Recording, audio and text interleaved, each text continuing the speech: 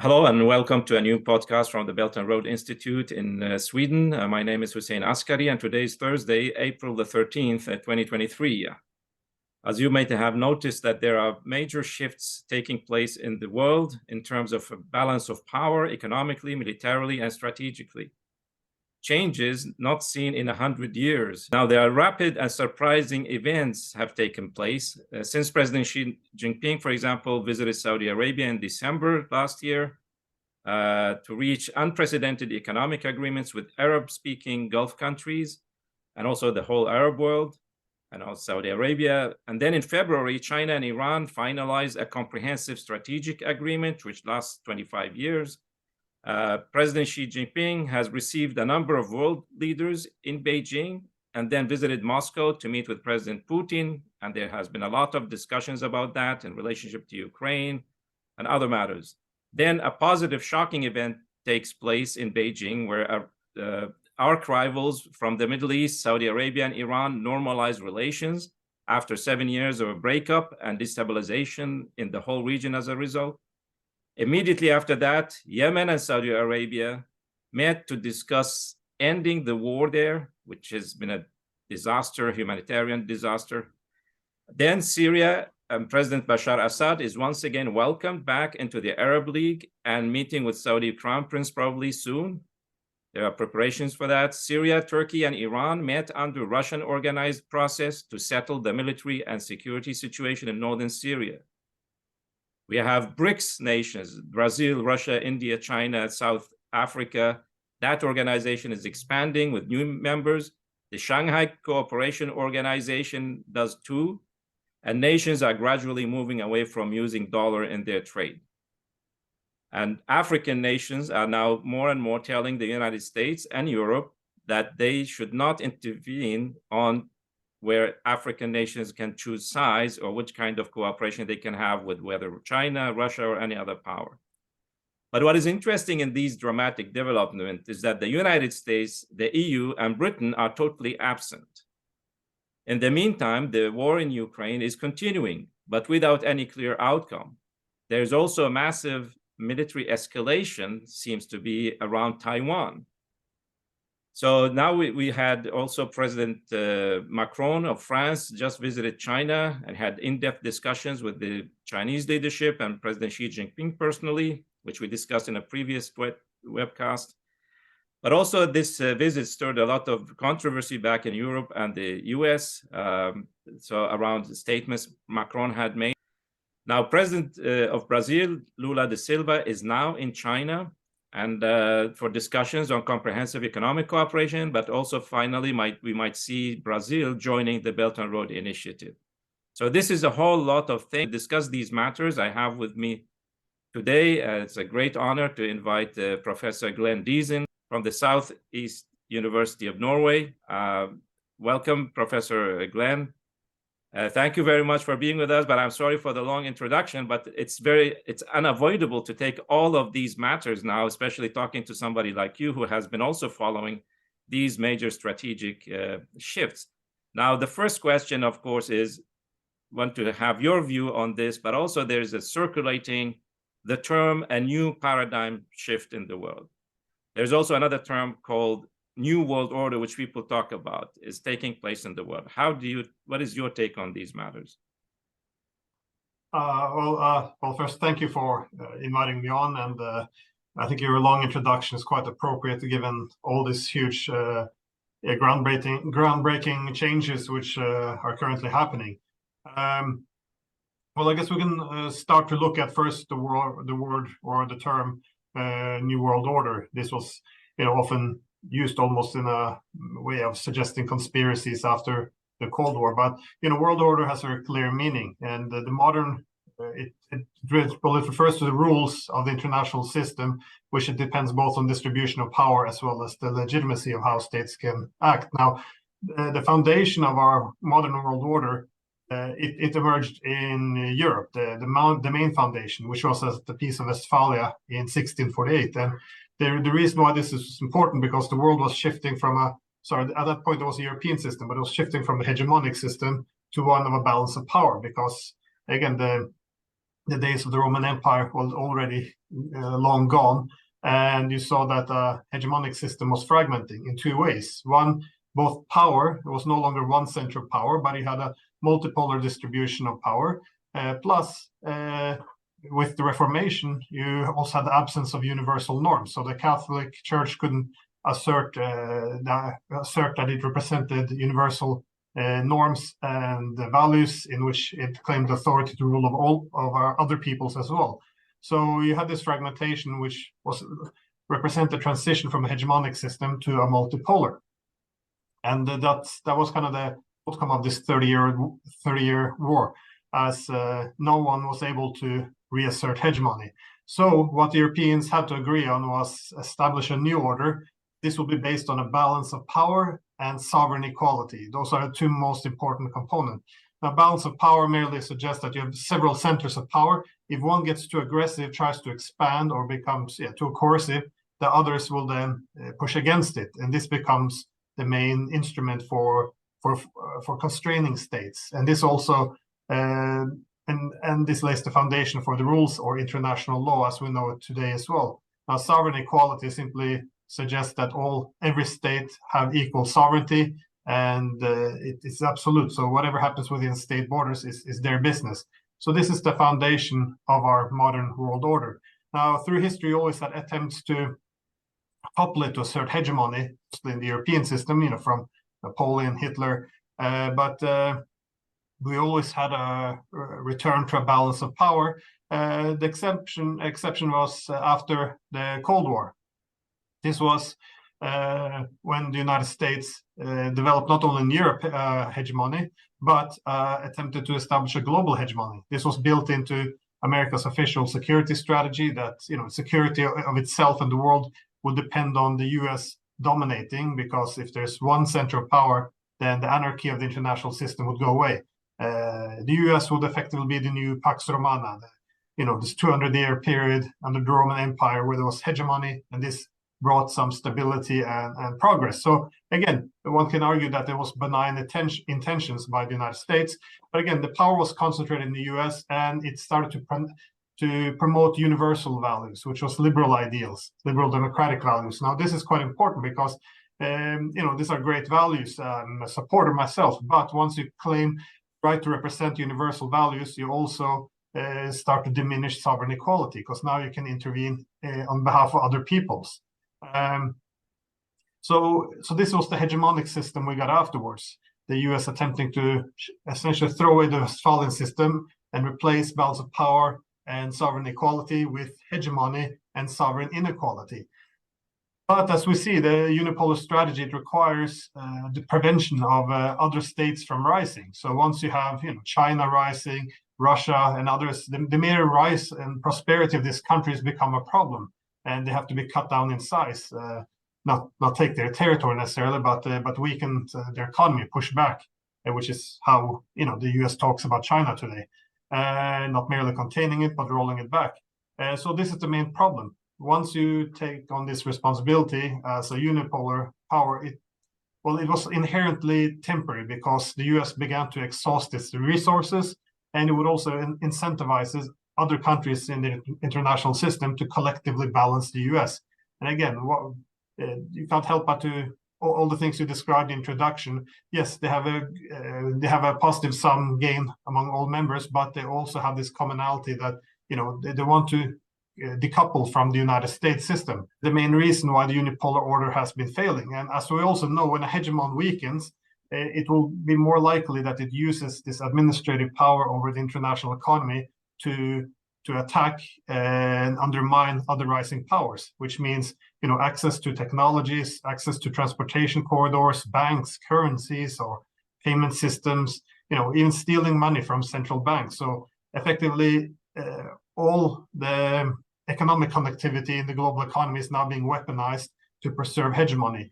And yes, it can hold on power a little bit longer, but then it only incentivizes the other countries to push harder back and to establish a more fair system, just system.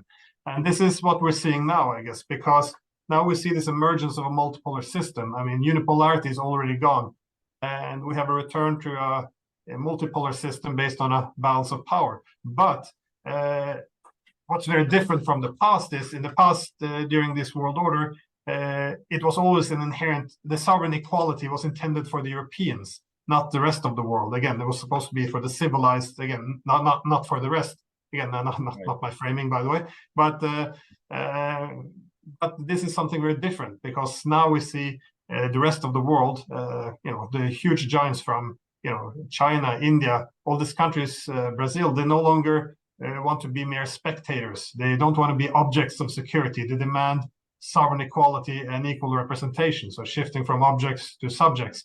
So this has never really been seen before in world order, and that's why I think that this is a huge paradigm shift, which is also why I liked your introduction, because it points out that all these huge changes are happening now, all this new economic architecture emerging, and we see that the main actors behind it is none of the Western countries, none of the ones who've been dictating the rules of the game for the past 500 years. So it's quite fascinating. Yeah, thank you. That gives a very good background to the, in the historical terms. I mean, you've mentioned the fact that about the importance of the Peace of Westphalia, which ended the 30 Years' War, which had followed 100 years of religious wars in Europe, and which were really, really bloody. I have looked a bit on this history, and you had 1/3 of the German population vanish in these wars, and it was, it's like a world war, but also concentrated in Europe. But as you said, there are some people who realize that you cannot go on with this kind of, unless you get everybody killed. I think we have something similar today with the situation in Ukraine, with the provocations in Taiwan, with all kinds of things going on. And people are realizing that there is somebody should come up with a new idea. But the thing is, the other underlying issue, which we discussed, you mentioned also the fact there's economics involved here. There's an economic development process which has taken hold, for example, in Asia with China, and it's not taking from others. This is not colonial power taking the resources, but it's an internal dynamic development process which has given those nations the ability to now rise on the global stage. But the other underlying issue is that, can we reconcile these two systems? Because the hegemonic system, which said now is also being weakened economically, not because of the others, but by its own dynamic, by its own policy. Since the 70s, we have moved more and more away from an industrial society, from a productive society, investing in infrastructure, education, healthcare, into more or less a financial consumer society. But now the leaders of this hegemonic system, the unipolar system, they have transformed this into what they call the rules-based order. And now they're talking about values rather than these sovereign rights of nations for development. But also, on the other hand, you have the law-based order, which China, Russia, and other nations, actually, there's a group of more than 100 nations called the Friends of the United Nations Charter. I think it is to tell the rules-based order leaders in the EU, the United States, and NATO that there is already a law-based order, international law. So is it possible to reconcile that? Are China and these other nations trying to take over from the West, or are they trying just to remind the West that, look, there's a better way to deal with this? First, a brief comment on what you said about total war, because I agree with this. This is the danger of the 30-year war from 1618 to 48. We risk that point now, because for any side to assert hegemony, then it required a complete destruction. So and this is why it consumed all of Europe. This was the most destructive war until then, and we see the same now. If the United States should assert hegemony now, in the multipolar system, it effectively requires crushing all the other poles of power now. And that would mean total war with, for example, Russia, and we're heading in that direction. It also means total war with China. And sadly, it looks like someone's pushing for this as well. And I think, ideally, the conclusion we have to reach, ideally before a war would be that no one would be able to actually do this, and it will only bring death and destruction. So it's better to put together a system now which recognizes a multipolar system and returns to the balance of power based on sovereign equality, which all kind of takes us to your question here, whether or not the unipolar order is, this rules-based order is compatible with the law-based one, because international law, the law-based one, in accordance with the UN Charter, belongs to the Westphalian world order of sovereign equality, in which you have common rules for all states and everyone has the same sovereignty. Now, they contrast the international rules-based order, which Washington speaks more and more about now, is an American revisionist world order. And I use the word revisionist because it is literally revisionist. It's based on hegemony, in which the hegemony is not constrained by the same rules as other states. So it's often explained as merely being international law with an additional layer of humanitarian law. But this is very false, because well, first of all, the rules-based international order doesn't actually have any clear rules outlined, which should be the first red flag. But the main idea would be that liberal values or humanitarian law would give the United States and its allies, as the champions of liberal democracy, the right, or not just the right, but the prerogative to interfere in other states and to breach that sovereignty. So again, it promotes sovereign inequality. So we see this today. The United States and its allies claims the right to interfere in domestic affairs because we call it democracy promotion. We have the right to topple governments because we call it democratic revolutions. We can invade other countries as well, and we call it there would be humanitarian interventions. And the responsibility to protect. Blair invented that term, responsibility to protect. Yeah, but when the responsibility to protect was also approved to some extent by the United Nations, but that put it under the authority of international law. In other words, the Security Council would have to agree on it. It merely expanded the authority of under international law. What we see now is very different. We see that the United States claimed the right to intervene if the UN can't agree, for example. So it goes way beyond any responsibility to protect. And yes, I want to say we also have the right to change territorial borders now, which we saw with Kosovo, by saying, well, we demand self-determination for some peoples because this can trump territorial integrity. And it has to be pointed out, none of these rights are given to other powers because they don't have the rights to interfere in the sovereign affairs of other countries. Obviously, Russia, China, other countries can't interfere, can't topple governments, go to war, or change borders. This is only our right. So this is the sovereign inequality which is built into this rules-based international order. And again, I would just add, liberalism and all its great values. However, it's inexplicably linked to hegemony because it's always selective and it's always aligned with power interests. And this is kind of the magical trick of this international rules-based order. You introduce two competing principles, be it territorial integrity in accordance with international law, and then self-determination as a liberal principle. And then which one do you pick? Because you can't have both. So you look at cases like Kosovo, respect the territory of Serbia or self-determination. Well, there we want to go with self-determination because that's in our interest. How about Crimea? No, well, there we need territorial integrity. How about Taiwan? Well, there we're going to push for self-determination. In other words, secession from China. And we see the same, the US plays with the idea in Iraq and Syria. Should we break up the countries, because we have this liberal mandate, which resembles this, divine mandate from God, which the, kings of the past would use before as well. But right.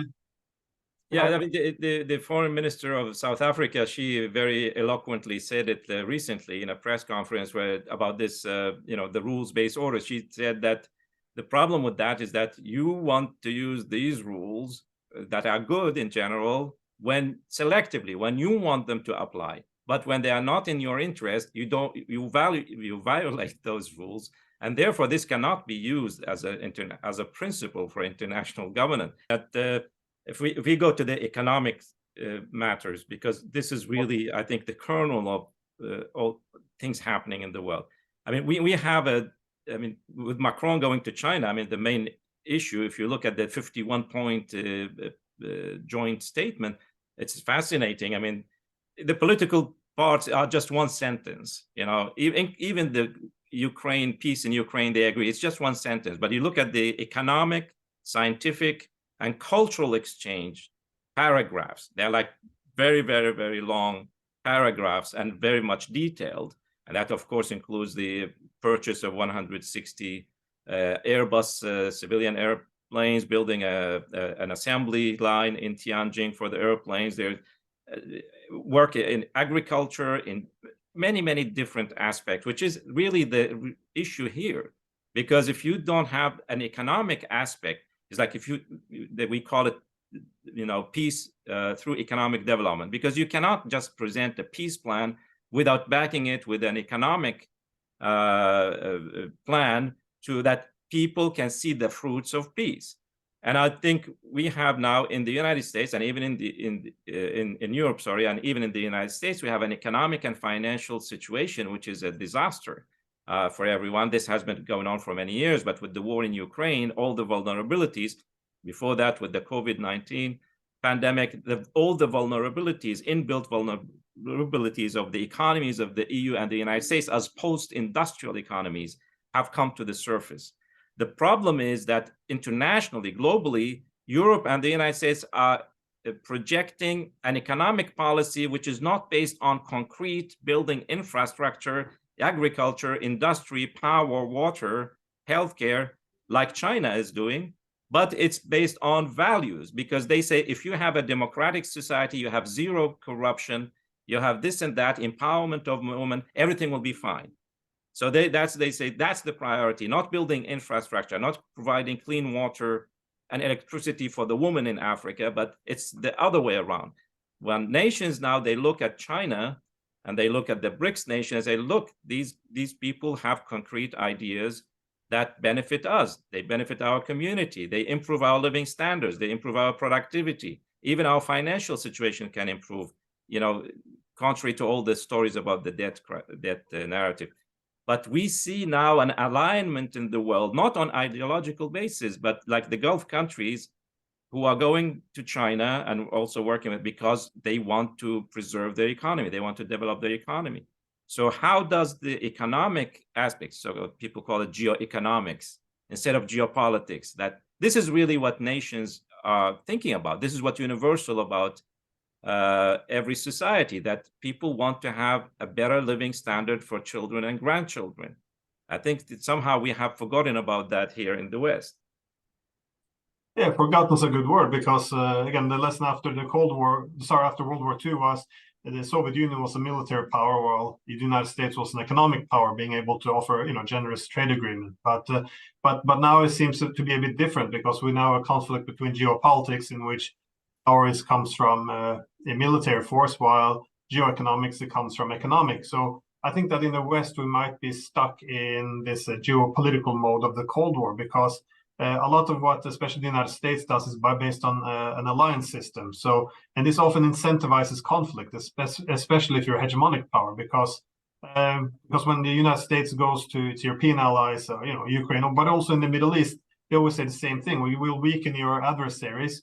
We're going to, use sanctions, or in the Middle East, for example, with Saudi Arabia, they tell them we're going to, launch proxy wars with Syria, Yemen, Iraq, fight on your behalf to weaken Iran. So it tends to split the world into dependent allies or weakened adversaries. And this is how often countries gain their great power, gets their influence, because now the smaller states are dependent on them, while the potential rivals are weakened.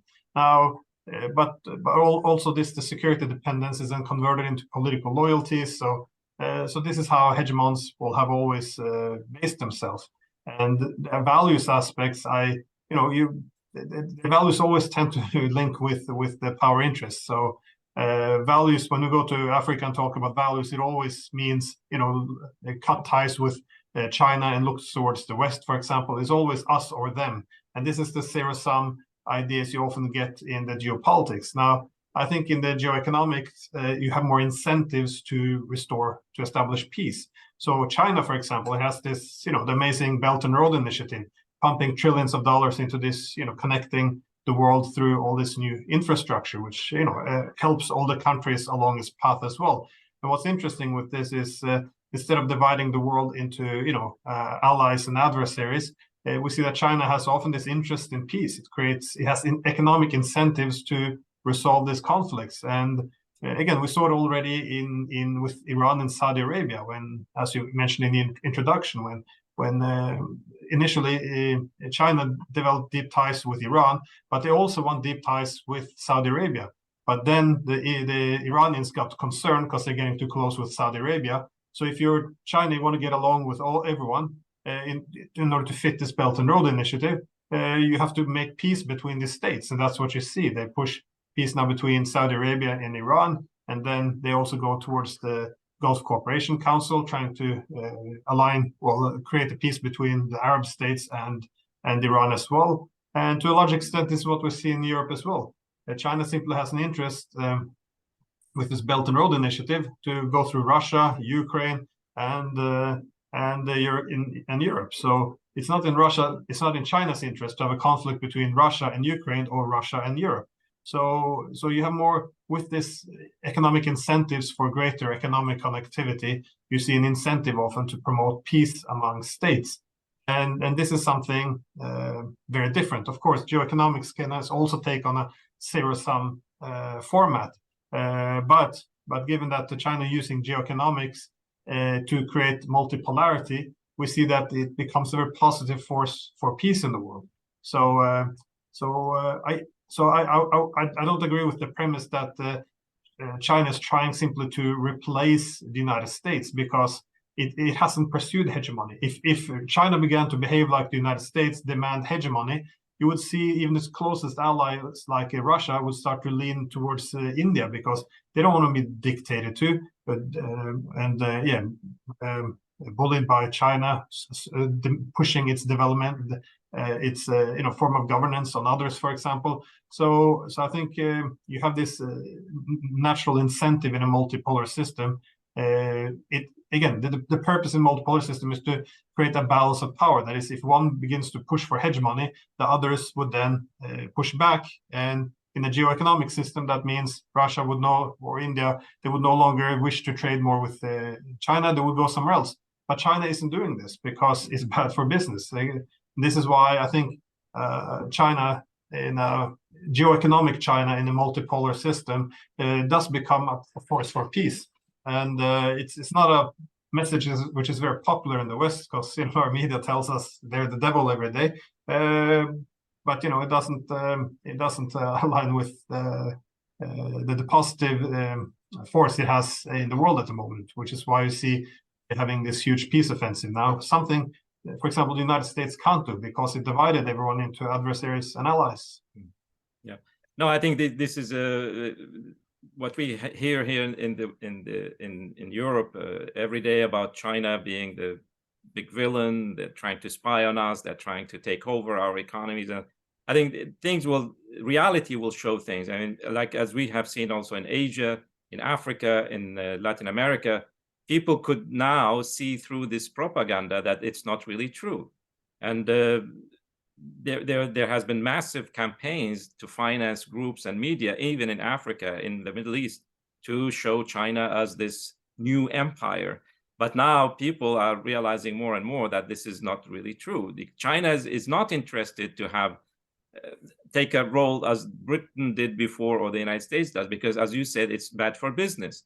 And they have a long-term plan for economic development of their nation from now until 2049 at least. And they want a stable world with stable markets and stable economic partners. It's not something, this is not a fantasy. This is just normal human in a sense.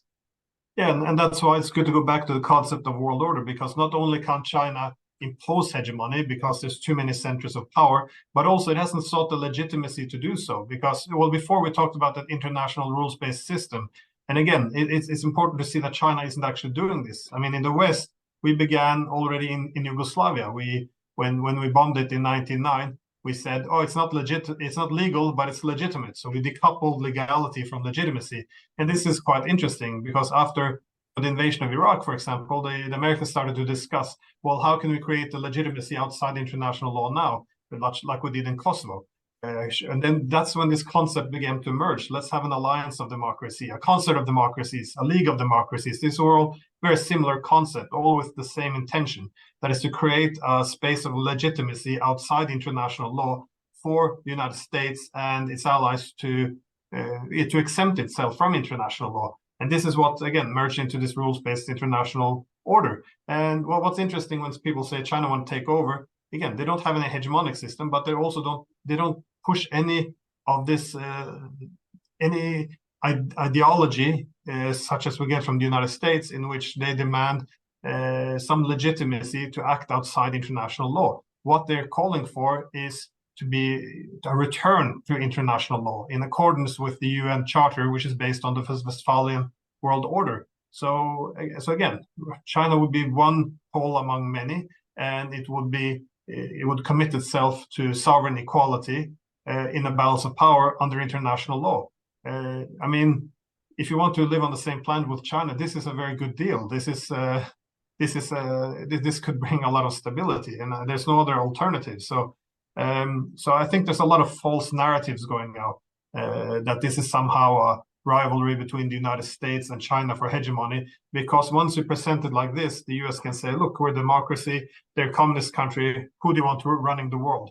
But that's not what China's putting on the table. They say, do you want to live under US global hegemony, which will become more aggressive as it weakens? Or do you want to have a multipolar system where we are one among many poles of power and we have sovereign equality for all? So it's a very different from the narrative being spun now in the media, which is getting more crazy by the day, I would add. So yeah, I think as they say, the proof of the pudding is in the eating, and people are now see the difference between the narrative and the real goods they can get in their everyday life, and the way they see how their life is developing towards the future. So this is what will determine reality, and the economic side of things is very important. I think this is a very complex world, but it looks dangerous, but I think there's also very many signs of hope. And I'm very happy that we could elaborate on these things, these different concepts. And I thank you very much, Professor Glenn Diesen, talked to us from Norway. Looking forward to have further discussions with you in the future. Thank you for having me on. Thank you.